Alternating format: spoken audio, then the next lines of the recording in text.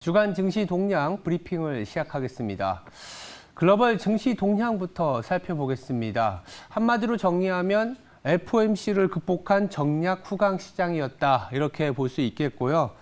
지역은행 불안감으로 주초반부터 한 4일 연속 하락하던 게 미국 시장이었습니다. 주간으로는 이렇게 마이너스를 보이긴 했지만 주 후반으로 갈수록 나스닥 중심으로 플러스로 강하게 상승을 보였는데요. 아무래도 그 주요 모멘텀은 실적이었습니다.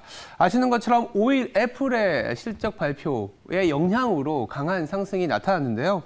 아이폰 판매가 중국과 인도 등 매출 회복에 힘입어서 호실적을 발표한 영향이 있었습니다. 더불어서 이제 비농업 고용 지수가 컨센서스보다 굉장히 좋게 나오다 보니까 경제 침체 우려감이 좀 다소 둔화됐고, 이로 인해서 나스닥 중심으로 상승하면서 5거래일 만에 반등에 성공했습니다.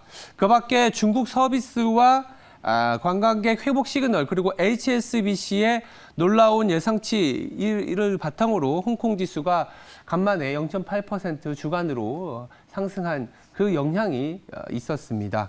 그렇다면 이제 채권 시장은 어땠을까요? 지난주에 FOMC가 있었기 때문에 상당히 많은 변화가 있을 것 같은데 사실상 그렇게 크진 않았습니다. 글로벌 채권 동향을 보시면은요, 금리 인상에도 불구하고 금리는 오히려 하락했습니다. 미국 2년물 보시면 4%에서 3.9%로 내려와 있는 상황인데, 이 금리 인상으로 인해서 금리가 더 올라가기보다는 오히려 이제는 금리가 좀 종착지, 그러니까 최종금리에 도달한 거 아니냐, 이런 기대감이 좀 있었고요.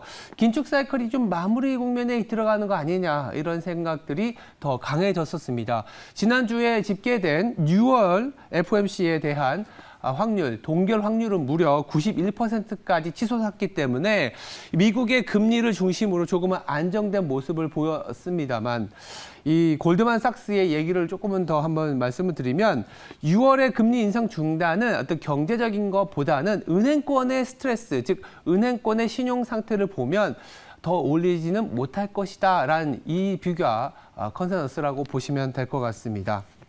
다음은 이제 글로벌 원자재 시장 살펴보도록 하겠습니다. WTI 한때 지난주에 $70가 붕괴되었었습니다. 보시면 아시겠지만 전반적으로 원자재 시장 상당히 약세를 보였는데요. WTI 지난주에 무려 7% 가까이 급락을 보였습니다. 은행권의 우려로 주초 약세를 보였고, FOMC의 금리 인상, 이 영향이 원유 시장을 강하게 끌어내렸다라고 보시면 될 것 같고요.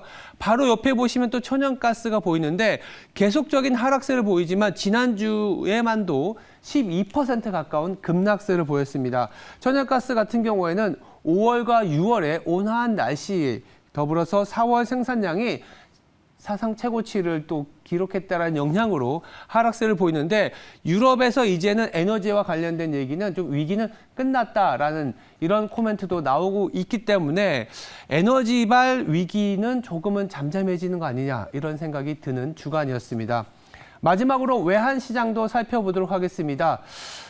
긴축에도 불구하고 달러화가 약세를 보였던, 가장 왼쪽에 보시면 마이너스 0.44%의 달러 인덱스 하락이 전반적인 다른 통화들의 강세를 유도했다라고 보시면 될 것 같고요. 특히나 원화를 보시죠. 지난주에만 1.52% 달러 대비 강세를 보였습니다. 최근에 원화가 다른 통화들보다 달러 대비 상당히 약한 부분에 뭔가 우려를 자극을 했었는데, 한미 정상회담이 끝나고 더불어서 FOMC 이후에는 원화가 상당히 강세를 보이고 있다라고 보시면 될 것 같고요.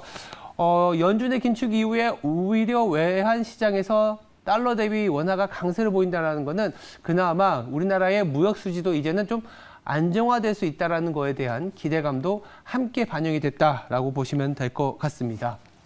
지금까지 글로벌 주간 동향이었습니다.